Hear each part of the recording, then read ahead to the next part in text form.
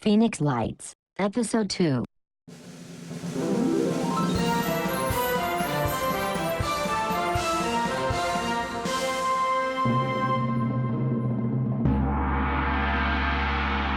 Good evening, ladies and gentlemen, and thank you for joining us tonight for the Joyce Cigarette Radio Hour. Joyce Cigarettes, the smooth smoke that 9 out of 10 doctors recommend. Rejoice with Joyce. It's the one for everyone. They're smooth, fresh, mild. A real smoke that's not a joke and never dulls your smile. Joyce, Joyce, Joyce. The doctor's choice. And now we take you back to the dusty desert streets of Arizona for the mysteries hidden in the heart of a little town they call Phoenix.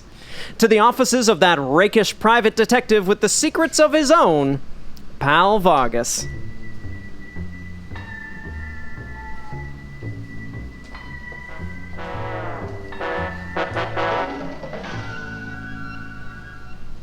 Last week, Detective Vargas met a new client. Hello. A client with a secret. I need your help, Detective. Tell me, Mrs. Blaise, what's troubling you? My husband. It always is, isn't it? He's missing. A beautiful woman. Her military scientist husband gone without a trace. Did he run? Or is something more sinister at play? Can Pal get to the bottom of this disappearance? Find out in this week's episode, The Force of Air. The desert is like a woman. She runs deadly hot or chilling cold, and nothing in between. When the war ended, there weren't a lot of jobs for people like me. I left the army with nothing but a bum right arm and basket full of nightmares. Lucky thing, I'm left-handed. I came out here to Arizona because it was the furthest thing from France I could imagine. No more freezing winters or jerry bombs or baguettes. I've never had much use for baguettes. I wanted them cactus I saw in photographs. I still remember the first time I saw a saguaro in the flesh. You know, them cactus that look like a drunk man putting up his fists in a bar. Damn near broke myself in two. I guess I thought they'd be smaller. I came out here for a change. I wanted to be warm when I slept. I wanted quiet, clear air, and for the most part, the city's delivered. Like I said, there weren't a lot of jobs for somebody like me, but my abuela always said, Pal, you gotta make your own luck. Well, she ain't never called me Pal, 'cause she wasn't one for nicknames, but the rest of it she said. And when I got here, I noticed something. This city's growing, and it's got the growing pains any growing thing gets. There's grime and dust building up. Theft and grift and cruelty and murder and all the things that grow wherever there are people. There are folks here who fell through the cracks, just like I did, but they're still falling. And I thought to myself, Pal, you gotta make your own luck. I always been good at figuring things, at looking around to see what was really going on, good at getting into places I didn't technically belong. It's what I did for the army. It's why I got a bullet in my arm even though my pay stubs just said code breaker. I took what little dough I had left and put up my shingle. Pal Vargas, private detective. And because my skin is brown and my name is Mexican, 'cause I ain't up in the fancy part of town, I got clients. A few at first, then more. Mostly good people looking for a sympathetic face when the cops won't offer more than an unfriendly boot. Some folks on the border of trouble looking for a way out. Once in a while, some bad hombres who thought they'd pull one over on me, get me to do their dirty work. But I ain't a fool about the civilian world just because I grew up in a uniform. And that all brings me to tonight. To this sweaty June night with a sudden storm hammering on the window and lightning burning the sky to a crisp. To the woman in front of me. The most gorgeous dame I've ever seen. Who's looking me right in the eye and telling me, "Pal, you have to help me." Though she ain't calling me pal.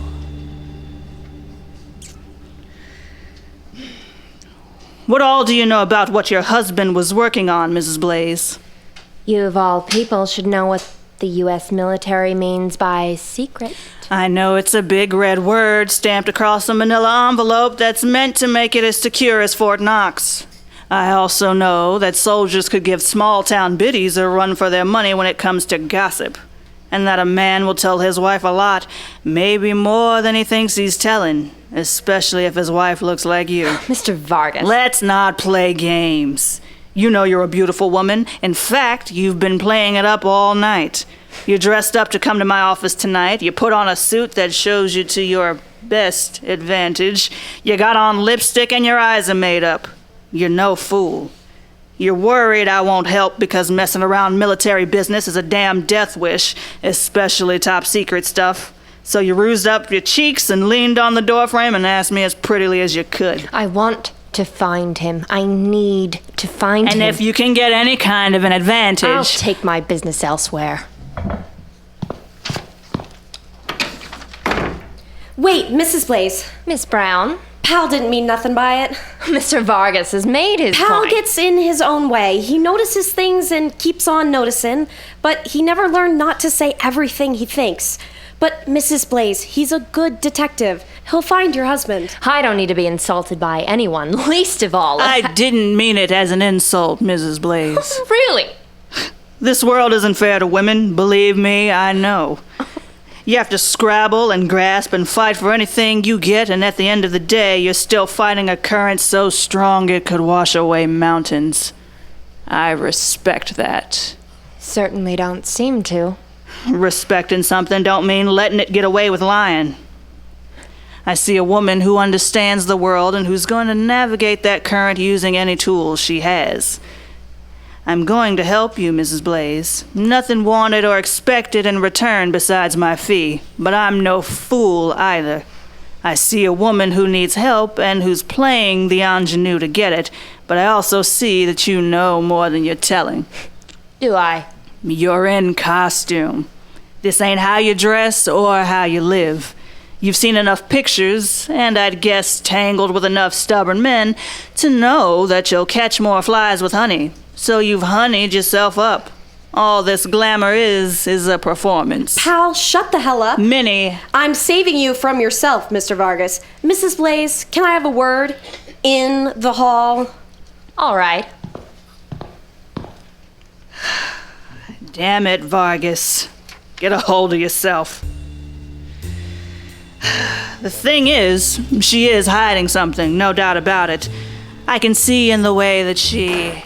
Wait, look, Pal's an idiot. You aren't instilling much confidence, Miss Brown. Please call me Minnie. I hate Miss Brown. It makes me feel like a secretary. All right, Minnie. Why should I stay here another minute?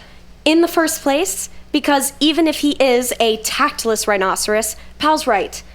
You are in costume. A military wife can't afford a suit like that. That means it's either borrowed or you've tucked the tags in. You ain't shocked by things that ought to shock you. I said hell in there and you didn't even blink an eye. You keep checking your lipstick and your compact and you adjusted your posture and your, tops over and over.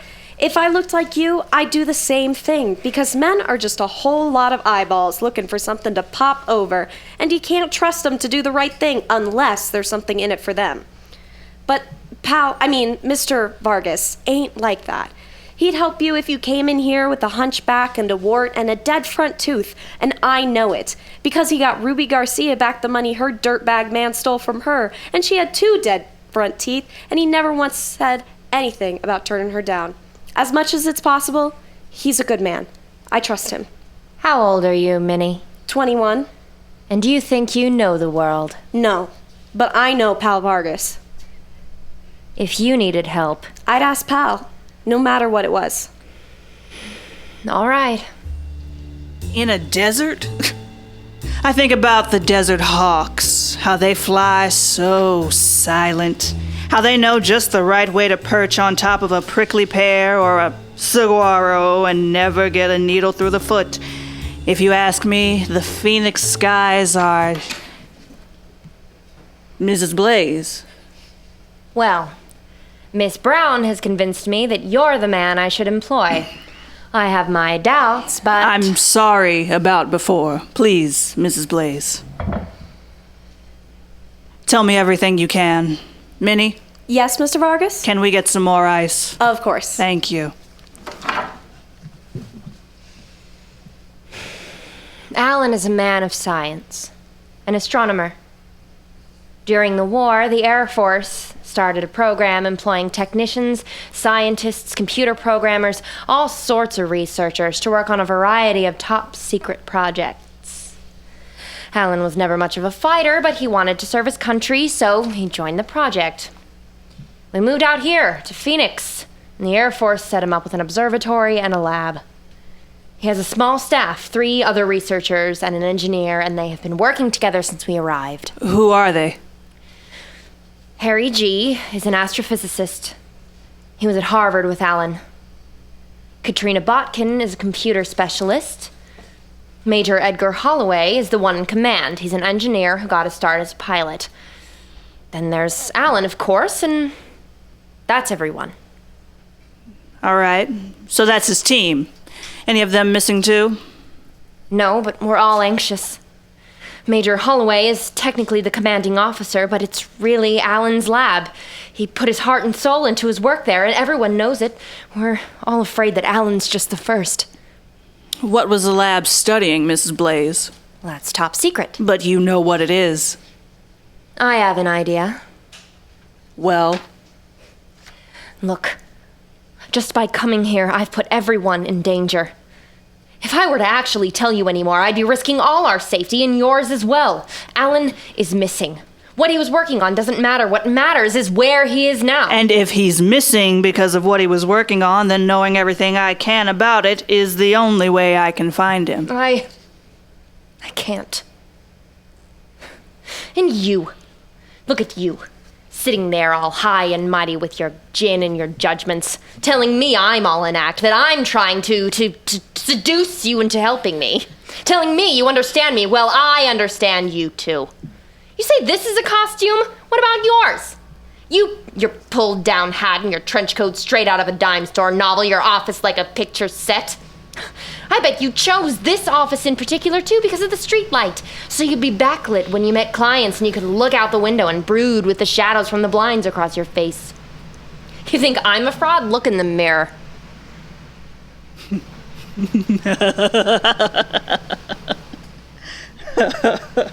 I was right.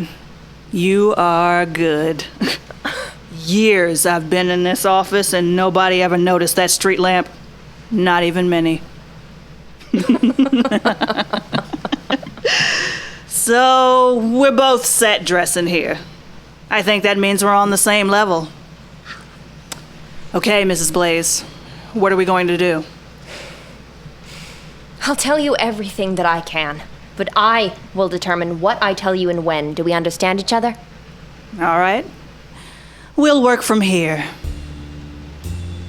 Nobody's ever nailed me like that before.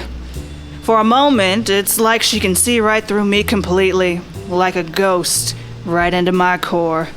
Like she can see the hours I put into making sure my office looked like a detective's office, with the right cabinet and desk, with the right coat rack and the right coat to hang on it. After I signed the lease, I went down to the store and bought up a bunch of pulp novels and comic books and set to making sure that anyone who set foot in the building knew I was the detective. Made sure the air was smoke and dust and the light came in the windows just so, and my name on the door was just worn enough to seem distinguished. She can tell. I've always known the day I became a real private dick was the day I bought the hat. I guess I got so used to keeping secrets, I made myself a crack shot at spotting the secrets other women are trying to cover up. It should have occurred to me that I wouldn't be the only one who could. Everyone's worked together so long, it's become a family. No one on the team would have hurt Alan intentionally, and an accident would have been reported. How certain can you be about your husband's colleagues? Don't take this the wrong way, but families have been known to turn against one another. Not this family. Harry was with Alan at Harvard. We've known him 10 years. His family's Korean, so he struggled at the university. The old guard didn't have much love for well, I don't want to say what they called him. Alan is Jewish. They bonded over being misfits. We all did. Harry lived with us for 2 years after we married. They've worked together like brothers since 1936. Nothing could destroy that. Miss Botkin is a bit of an odd duck at first. She tends to rub people the wrong way because she's very brusque and she doesn't suffer fools, but she's fiercely devoted to her work and her colleagues. I thought she'd bite the general's face off when he told her not to worry about Alan. She's like a tiger protecting her compatriots. How old is she? 45, I believe. Does it matter? Maybe. Go on. Next is Major Holloway. He's an engineer, got his start as a pilot before realizing he was more interested in designing planes than flying them. He's the commanding officer for the lab, about 55 years old, since that apparently matters. He's gruff, but essentially friendly, wouldn't hurt a fly. He's upset about getting the runaround from the brass, but he's a lifelong airman and won't go against what they say. He's dependable. Boring, you mean? A bit, yes, but avuncular. Okay. And everyone gets along? Until Alan vanished, there wasn't a trouble to be found in the lab. The work was going smoothly, as far as I can tell. Top brass were interested, but not so interested that it caused any difficulties. There have been overnight experiments lately, which are new, but those are going well. Overnight? Where? Out in the desert. You know Dreamy Draw? Can't say that I do. Is it nice? It's desert. I couldn't tell you more than that. An astrophysicist doesn't look much at scenery when there's an experiment to be done. The name sounds nice, though. Dreamy Draw. Like a ranch in a western. When do the experiments happen? Overnight. Alan, Harry, and Major Holloway would drive out Thursday morning and set up the equipment. The experiments ran dusk to dawn. The three of them would be back by late Friday afternoon to write up the results. And Miss Botkin didn't attend these nights? It wasn't her area of expertise exactly, and she preferred to stay behind at the lab. And I'm afraid there were some untoward assumptions made about a woman driving into the desert alone with 3 men for an overnight stay. People thought she was there for more than just the computers? It was implied that she was too comfortable with Major Holloway. Right. So Miss Botkin missed out on a significant part of the work because of gossip. In truth, Mr. Vargas, I think that Katrina was uninterested in sleeping on a camp cot out in the desert. And what about you, then? What about me? Unfriendly gossip can be the basis for many a disappearance, Mrs. Blaise. Did you get any of the treatment Miss Botkin got? Whispers that you might be a little too close to Dr. G, or Major Holloway, or some other airman, perhaps? That's not the kind of thing I go in for, Mr. Vargas. I never said it was. Still, it's good to know the scuttlebutt going on around somebody who's gone missing, you understand. The nastiness was confined to Katrina. It seems that since the war ended, airmen have had a difficult time understanding that women can do more than just knit. Fragile creatures, men. Never know what they'll come up with. Sometimes it's hardly worth it being one. Since the alternative is being a woman, doesn't seem so bad. True. Tell me, Mrs. Blaise, how long have they been doing these experiments? Since mid-April. Just the 3 of them every time?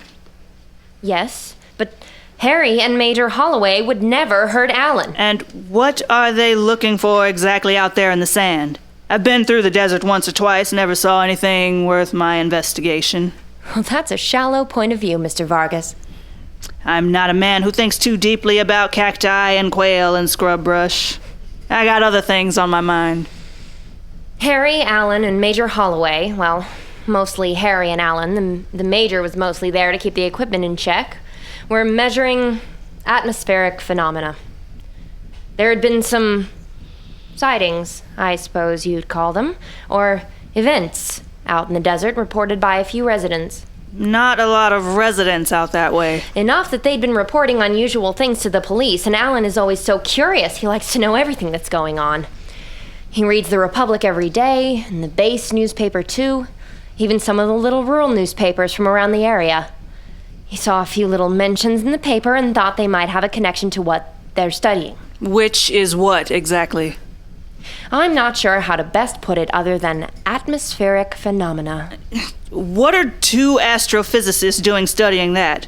I'm no egghead, but I know astro means your man was studying space, which last time I checked was a little bit past the atmosphere. The experiments were set up to monitor interactions between the atmospheric conditions in the desert and a theoretical low Earth orbit infiltrate. The lab's focus was on a series of phenomena that seemed to indicate that some kind of astral event was interacting with the upper atmosphere regions and causing visual and auditory effects on the surface. Harry and Alan were hoping to catch one of the events in action using monitoring equipment that they designed with Katrina and the Major. So they were just monitoring. It's all very technical. I couldn't really tell you anything else. And what about the other member of the team? What was he up to? What do you mean? Before, when you told me about the team, you said there were 3 researchers and an engineer working with Alan. That makes 5. Botkin, G, and Holloway plus Alan is just 4. You've left someone out, Mrs. Blaise. Who is it? I... Someone dangerous? Someone you're afraid of? Hey, did you hear that? Hear what? Some kind of... What the hell? What the hell? Again?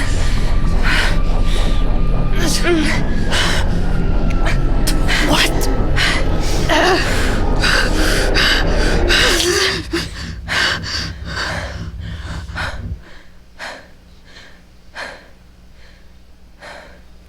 What was that? What are you talking about? Don't give me that. You heard it too, or saw it, or... You felt it same as me. What the hell is going on here? I don't know. I don't know what it is. None of us does. Who was the mysterious 5th member of the Blaise research team? And why is Mrs. Blaise so afraid? Can Pal Vargas get to the bottom of things before it's too late? Join us next time on the Joyce Cigarettes Radio Hour for the more adventures with Pal Vargas, Private Eye.